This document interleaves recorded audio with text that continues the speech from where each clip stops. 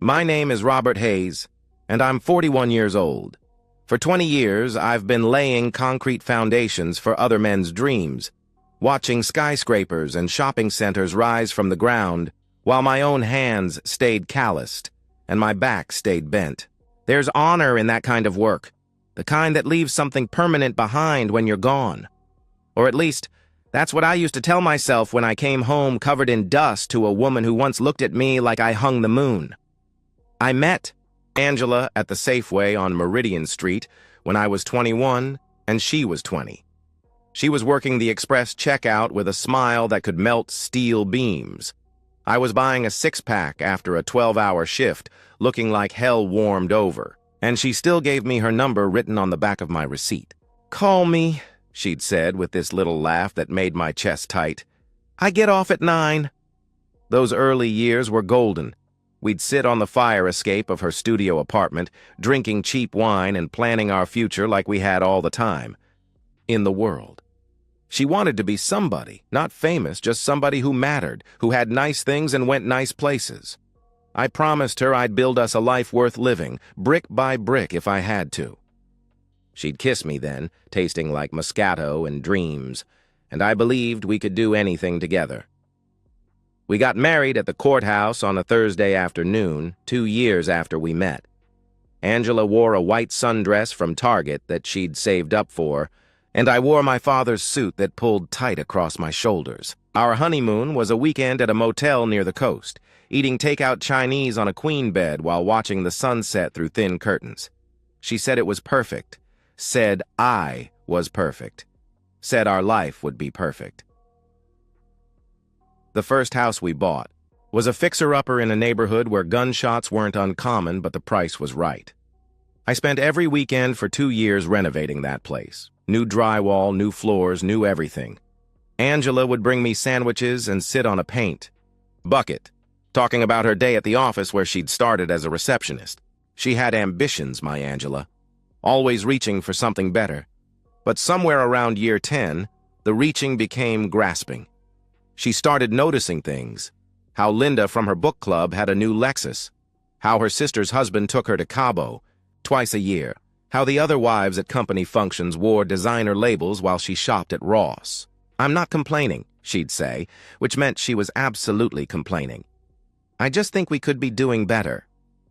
Greg Thompson entered our lives at a 4th of July barbecue 5 years ago. My boss, technically, though he spent more time in air-conditioned offices than on job sites. Tall, silver at the temples, the kind of man who looked good in a suit or jeans, who could quote stock prices and wine vintages with equal confidence. Angela's eyes followed him around that party like he was magnetized. "Now that's a successful man," she said that night, undressing with her back to me. "Did you see his watch? That's a Rolex, Robert, a real one." I told her I didn't need a Rolex to know what time it was. She laughed, but it wasn't the warm laugh from the Safeway. This one had edges. The changes came gradually. She started going to the gym, buying face creams that cost more than our weekly groceries, getting her hair done at salons instead of supercuts. When I mentioned the credit card bills, she'd wave me off. "I'm investing in myself, Robert," she'd say dismissively. "Maybe you should try it sometime." I'd look at myself in the bathroom mirror after she said things like that. Saw the crow's feet, the gray creeping into my beard, the way my shoulders slumped after carrying the world on them for 2 decades. But I also saw the man who'd loved her since she was 20, who'd built her a house with these hands, who'd never missed an anniversary or forgotten her favorite flowers were yellow roses. That night, as Angela turned away from me in bed, I heard her phone buzz with a message. She grabbed it immediately, her face illuminated by the screen, and for the first time in 20 years, she smiled in a way that had nothing to do with me. The changes accelerated after that company barbecue. Angela started having meetings that ran late, always with perfectly reasonable explanations that felt rehearsed. "Budget reviews," she'd say, kicking off her heels at 10:30 at night. "You know how Greg is about the quarterly reports." I knew how Greg was, all right. Smooth. As aged whiskey with a laugh that made you feel like you were in on some secret joke. He'd stop by job sites occasionally, clapping me on the back with manicured hands, asking about the missus, with a smile that never quite reached his eyes. Angela's criticisms became sharper, more frequent. She'd watch me eat dinner and sigh. "Oh, you have to chew so loud?" she'd ask with irritation. "Greg says table manners are a sign of breeding." Or she'd see me getting dressed for work and shake her head. "Those jeans make you look homeless," she'd complain. "Why can't you dress like a real professional?" "I work construction," I'd remind her. "You want me laying foundation in a three-piece suit?" "I want you to have some ambition," she'd snap back. "Some men actually try to improve themselves instead of staying stuck in the same dead-end job for 20 years. The irony was, I'd been promoted twice in the last 3 years. Crew supervisor, then site manager. Good money, better benefits. But it wasn't corner office money. It wasn't Rolex money. It wasn't Greg money. She started missing things. My nephew's wedding, my mother's birthday dinner, our own anniversary. When I mentioned our anniversary, she'd respond with, "Oh, was that today?" As if 20 years meant nothing. But she never missed a company function, a team-building retreat, or a girls' night that left her stumbling in at 2 in the morning, smelling like cologne I didn't wear. I suggested a weekend getaway, just the two of us. Maybe drive up the coast, find a little bed and breakfast, try to remember why we fell in love in the first place. She actually laughed, not cruelly, which would have been better, but dismissively, like I'd suggested we take up competitive yodeling. "I can't just drop everything because you're feeling needy, Robert," she replied coldly. "Some of us have careers to think about." The loneliest part wasn't sleeping next to someone who'd become a stranger. It was the moments when she'd forget to be cruel. When the old Angela would surface briefly, laughing at something on TV, humming while she cooked, reaching for my hand in her sleep, only to snap back into this bitter stranger who looked at me like I was something stuck to her shoe. I started paying attention to details I'd previously ignored. The new lingerie that appeared in her drawer, price tags removed but obviously expensive. The way she'd take phone calls in the bathroom with the water running. The credit card charges at restaurants I'd never been to. Always lunch. Always for 2. "Who'd you have lunch with at Chez Laurent?" I asked one evening, studying the visa bill. "Work thing," she said, without looking up from her phone. "Greg needed to discuss my performance review." $60 for lunch seems steep for a performance review, I replied. She looked at me then, really looked at me, with this cold calculation in her eyes. "Maybe if you understood how real business works, you'd know that's perfectly normal," she said with disdain. "But you wouldn't, would you? Because you're content being exactly what you've always been, mediocre." That word hung between us like a blade. Mediocre. 20 years of loving her, providing for her, building a life with her, reduced to that single surgical cut. I found myself driving past her office some nights when she claimed to be working. Late. Her car would be there, sure enough, parked right next to Greg's BMW. The office windows dark except for a single light on the executive floor. I'd sit in my truck, imagination running wild, telling myself I was paranoid, that I was becoming one of those pathetic men who couldn't trust their wives. Then came the night she announced she had a special project with Greg, something about restructuring the Detroit accounts. When I offered to bring her dinner, Chinese from the place she loved, just like our early days, her reaction was volcanic. "Don't you dare show up at my work," she screamed, actually standing up with fists clenched. "Don't you ever, ever come to my office without permission. Do you understand me?" The way she said those words wasn't the voice of a wife protecting her professional image. It was the voice of a woman protecting her secrets. And for the first time in 20 years, I stopped believing her. The Carlson job wrapped up 3 hours early on a Friday. The boys wanted to grab beers, celebrate finishing ahead of schedule for once, but I begged off. Thought I'd surprise Angela, maybe take her to that Italian place she'd been hinting about. I even stopped at the florist, got those yellow roses she loved, though they cost $30 for a dozen now. Our house was quiet when I pulled up, but her car was in the driveway. Greg's BMW was parked across the street, like he thought that made it less obvious. My hands started shaking as I grabbed the roses and the takeout bags from Marcello's. Her favorite chicken marsala, extra mushrooms, the way she'd ordered it. On our 5th anniversary, I could hear them before I even reached the stairs. Angela's laughter, bright and genuine in a way it hadn't been with me in years. Greg's deeper chuckle underneath it, confident and satisfied. The sound of my bed springs, the bed I'd assembled myself, in the room I'd painted her favorite shade, of blue, creaking in a rhythm that made my stomach turn to acid. But I made myself climb those stairs, each step deliberate and silent. I needed to know. Not just the fact of it, but the depth of it. How long, how much contempt, how thoroughly I'd been played for a fool. Their voices became clearer as I approached the door, left carelessly ajar. Angela was talking, breathless, but articulate, and what she said next carved out whatever was left of my heart. "God, you have no idea what it's like living with him," she said between gasps. "He's nothing but a neutered dog, loyal, boring, and too weak to ever fight back. He thinks love is enough, like we're still 20 and poor. He'll keep working himself to death while I get what I actually deserve." Greg's response was a knife twist. The pathetic devotion is almost admirable. The way he looks at you at company, events, like you're still his precious angel. Meanwhile, I've been f***ing his wife in his own bed for 8 months, and he's too stupid to notice.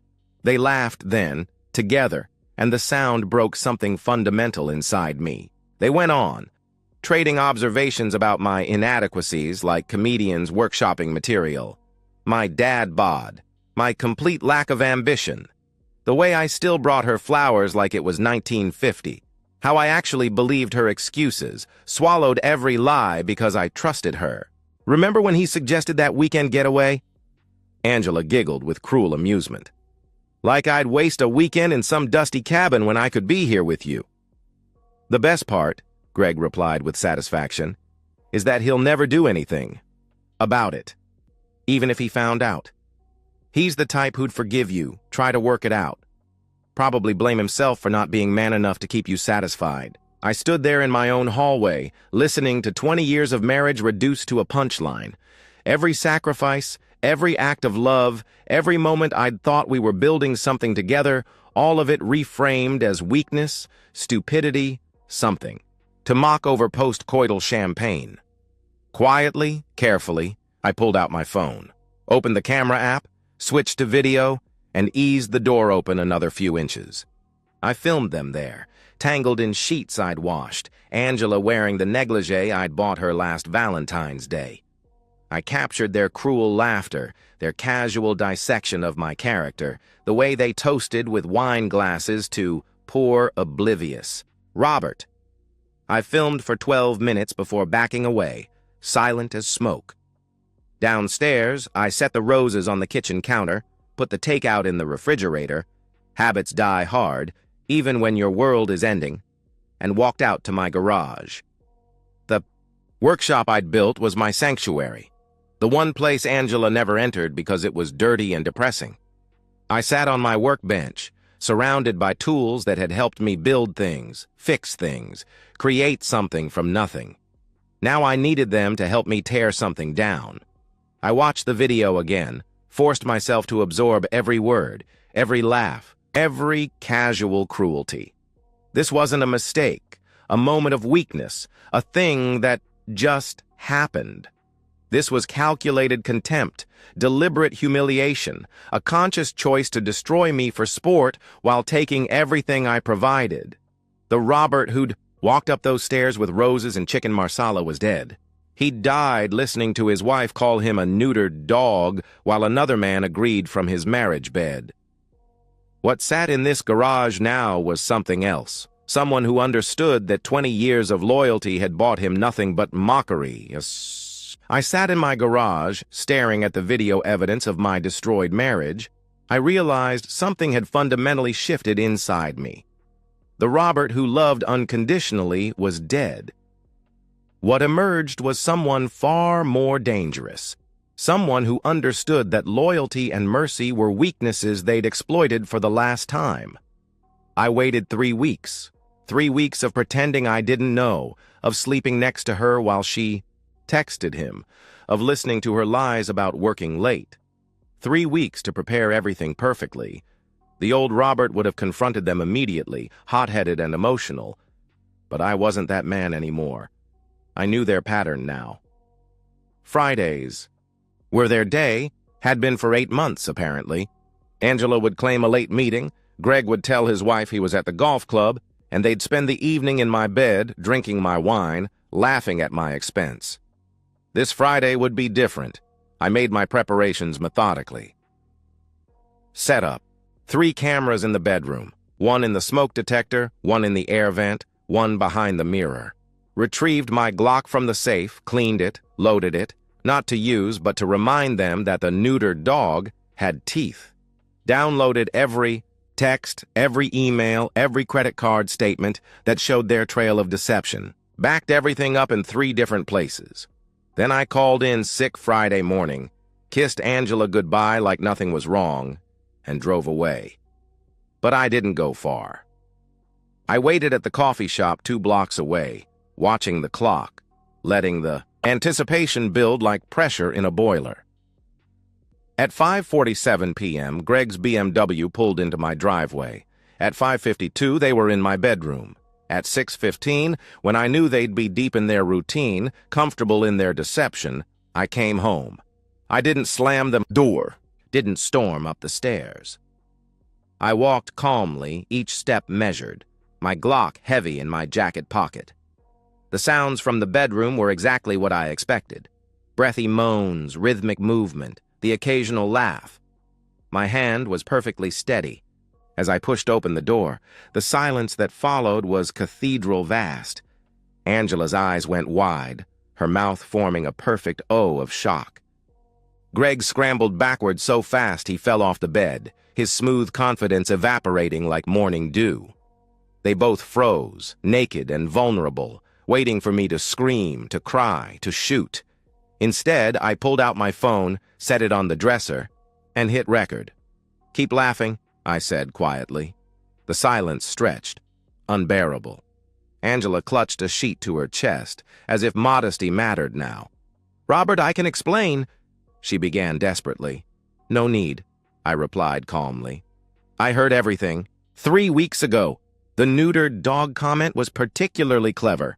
I tossed the Glock onto the bed, not pointing it, not threatening, just letting it lie there between us like a statement of fact.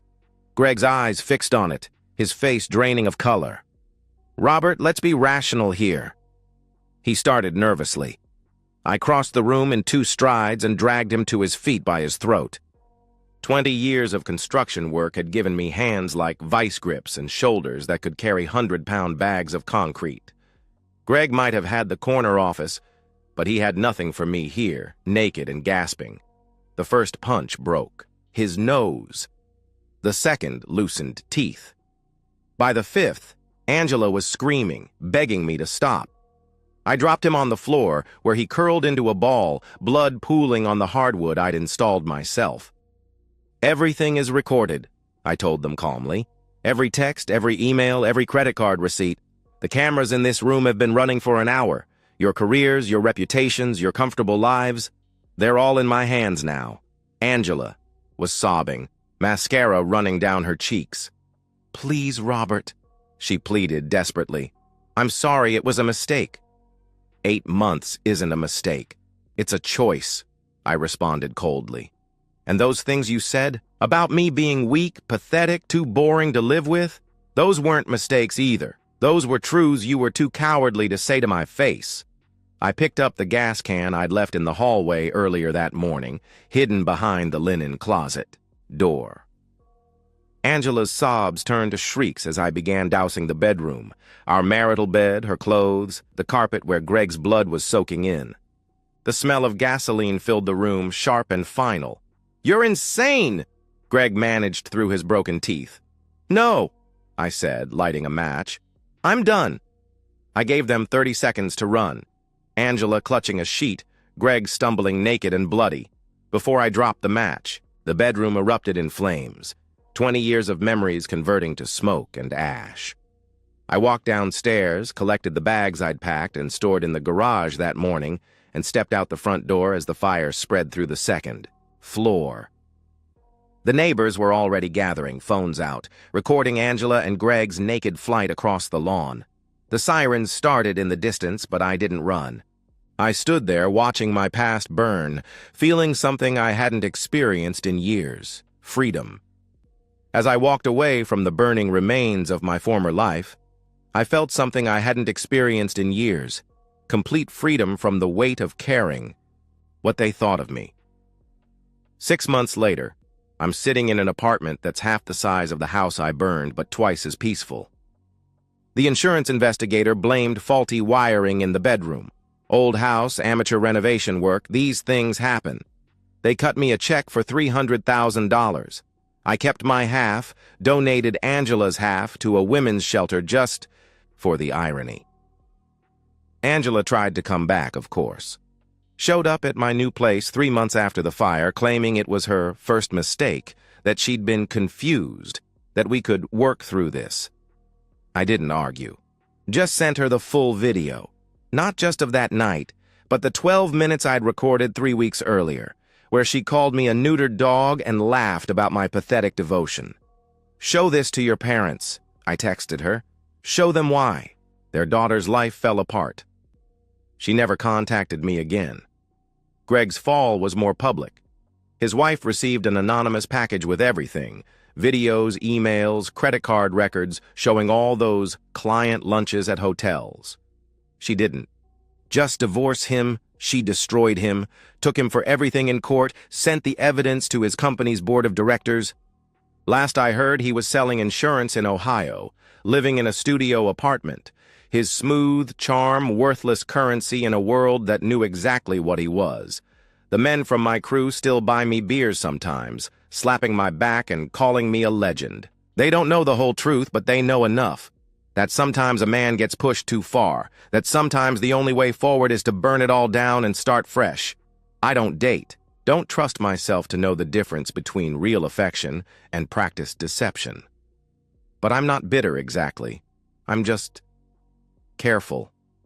I learned that love isn't enough if it only flows in one direction. That dignity matters more than harmony. That sometimes the best thing you can do for yourself is stop trying to fix what someone else is determined to break. My new apartment is sparse but clean. No pictures on the walls, no memories in boxes. Just my tools, my work clothes, and a bed that's never been defiled by betrayal. Some nights I dream about Angela's laughter.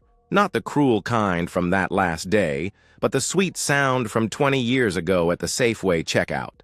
I wake up and remind myself that girl never really existed. She was just better at pretending, back then. The fire department ruled it accidental, but everyone knows. In a small town, everyone always knows. They look at me differently now, not with pity, but with something approaching respect. The man who didn't just take it. The man who made them pay. The man who kept his pride even if he lost everything else. I work the same construction sites, lay the same foundations, build the same dreams for other people.